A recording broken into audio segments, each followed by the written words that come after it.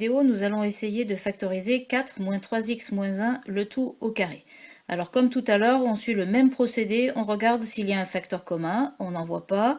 On s'oriente donc vers les identités remarquables, il n'y a que deux termes, ça élimine le a plus b le tout au carré et le a moins b le tout au carré. On est donc ramené encore une fois à l'utilisation de l'identité remarquable a carré moins b carré. Donc il faut faire apparaître une différence de deux carrés.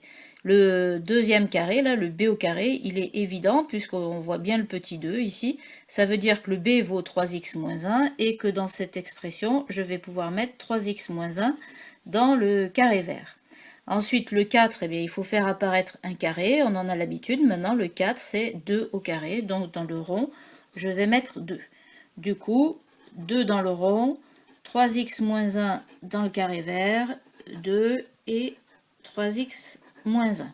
Ça signifie que cette expression, j'aurais pu l'écrire 2 au carré moins 3x moins 1 au carré. Voilà, cette étape étant faite, c'est pratiquement la plus dure. Il ne reste plus qu'à recopier ce que l'on a écrit là-haut, là, avec mes ronds et mes carrés. Donc je le recopie. Alors ça fait 2 moins 3x moins 1. Voilà. Vous avez tendance à l'écrire comme ceci.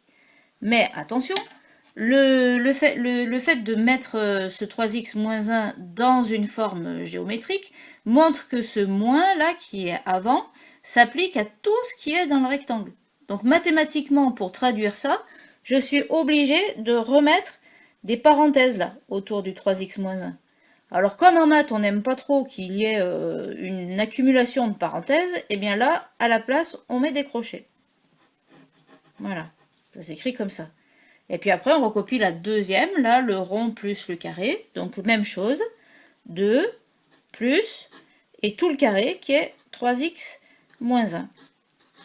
Voilà, donc là, ben, la petite différence, c'est qu'on a vu apparaître des crochets pour permettre que ce moins là soit bien appliqué sur tout ce qui était dans le carré vert. Voilà.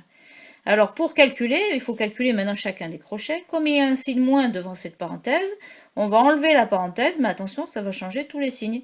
Donc ça va faire 2 moins 3x plus 1 ici.